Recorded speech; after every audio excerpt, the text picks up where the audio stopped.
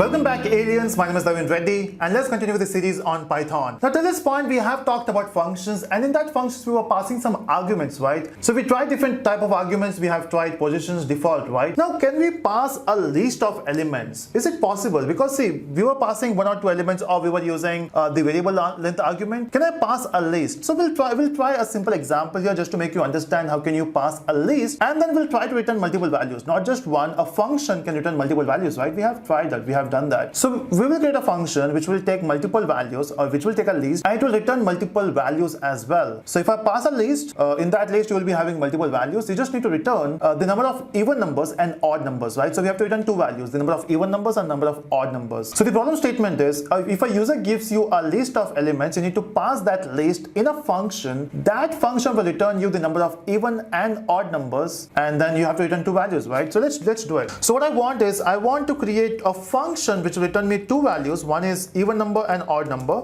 I mean, number of even numbers and number of odd numbers in the list. And the function name is, let's say, count. And this count will take a list, right? And we don't have a list here, so let's create a list. So the list is equal to, again, you can take this input from the user, okay? So you can try that as an assignment. You have to take this list as a user input. So let's take the input from the user.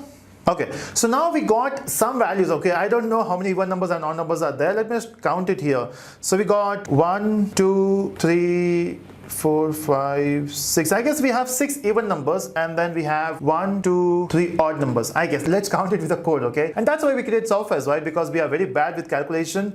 So here I will just pass the list and it will count. So we don't have this function count here. So let's define it. So I will say define count, and this will take a list, of course, and let's define it. Let's create something. So I will take two values here. One is even, which will count the even numbers. Initial value of even will be 0, and we'll say odd numbers. Initial value of odd will be 0. Okay, now once I got these two variables, the next thing we have to do is we have to use a for loop, right? Because we need to increment the values. So I will say for I in LST, and every time you get an even number or an odd number, you just need to increment even or odd, right? So in this case, you will use a condition, if else, right? So you will say if I mod 2 is equal to 0, that means it's an even number. If it is true, then you will say even plus equal to 1. That's simple, right? And then in the else part, you will say odd, right? So odd plus equal to 1. So every time you get the even number, you will increment the value of even. Every time you get an odd number, you will say increment the value of odd. Now once you have done that, you will simply return two values now. One is even and one is odd. So there is no compulsion that your variable name should be same as the global. So you can see here we are using even, here we are using even. So there's no compulsion that it should be same. You can say EO, that's fine, completely fine. Now once you got these two variables here, let's print even and also print odd, okay? And let's run this code, and it works. You can see we got 6 even numbers and we got 3 odd numbers. You can actually count it, okay? Or you can also print this in a proper format. I'm not a big fan of format, but let's try. So I will say even, and then I will give a colon. I want to print even colon value and then odd colon value. So here I want to replace this with the actual values, right? So the curly bracket should be replaced with the actual value, and that's where we use a string, which is even number and then odd.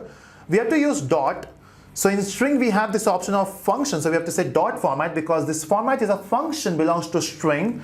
And we have to pass two parameters here. The first one is even value and odd value, because we have to replace two formats, right? This one and the next curly brackets. And let's run this, and we got it. We got even 6 and odd 3. So that's what in this we have talked about. You can try different examples here. You can check how many. So you have assignment here. The assignment is take 10 names from the user and then count and display the number of users who has length more than 5 letters, okay? So that's your assignment. So that's it. See you in the next video. I hope you enjoyed this series. Let me know in the comment section, and do subscribe for further videos. Bye-bye.